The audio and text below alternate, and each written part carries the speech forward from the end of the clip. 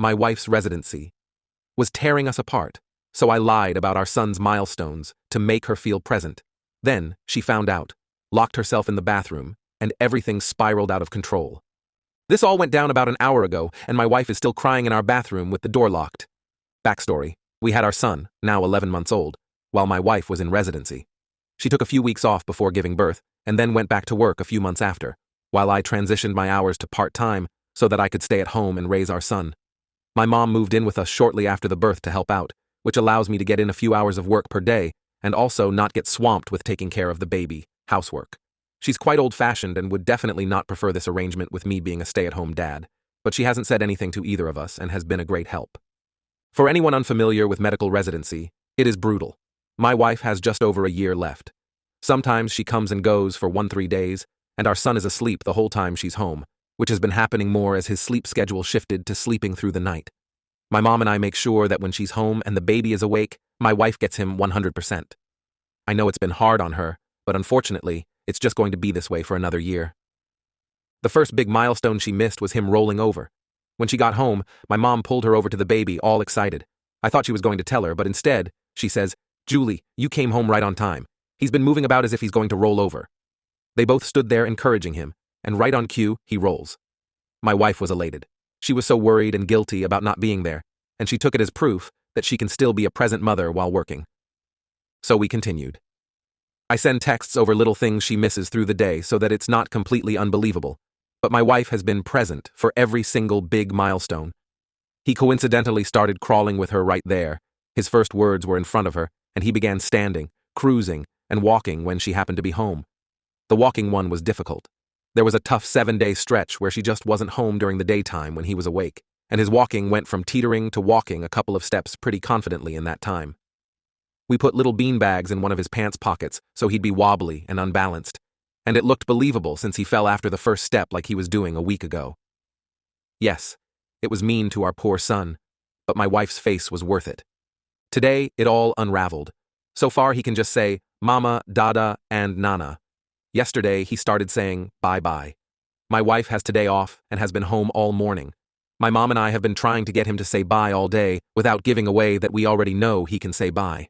We successfully got him to say bye to the ducks at the park, and we both gushed over his newest word the whole way home.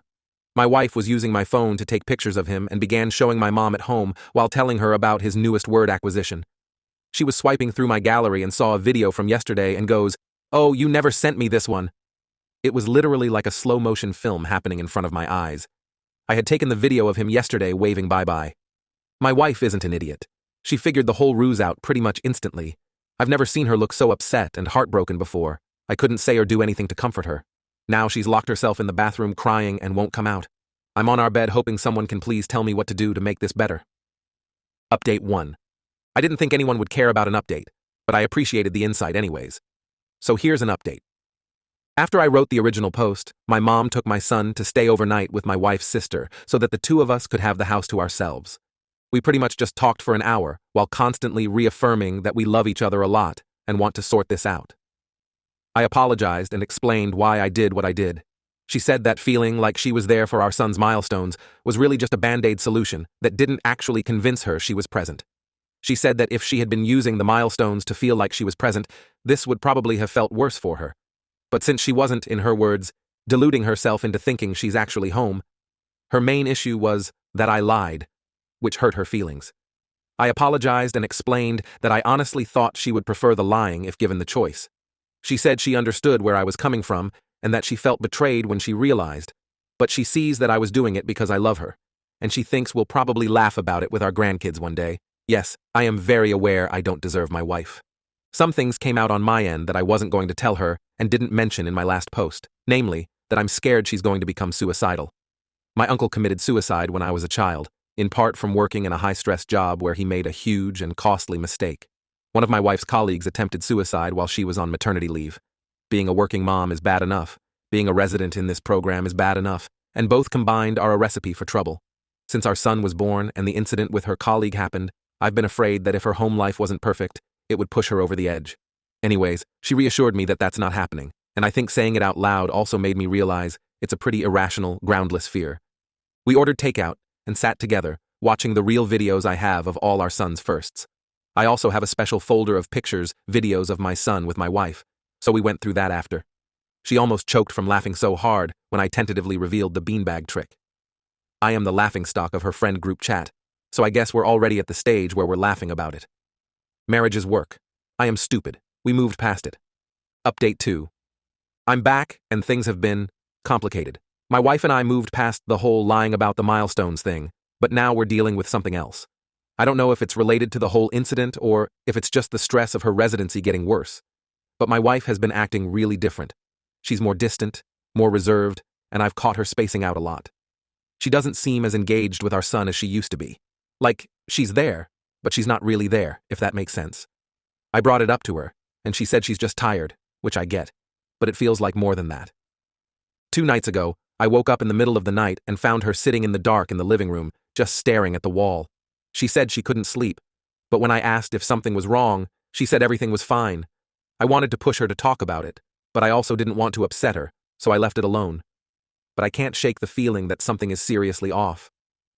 Yesterday, I found out that she's been going to therapy on her lunch breaks. She never told me about it, which hurt because I thought we were open with each other. When I asked her why she didn't tell me, she said it wasn't a big deal, just something to help her manage stress. But now I'm worried that maybe the milestone thing did more damage than I thought, and she's just not telling me. I've also noticed that she's been avoiding my mom. My mom hasn't mentioned it, but I can tell she's noticed too.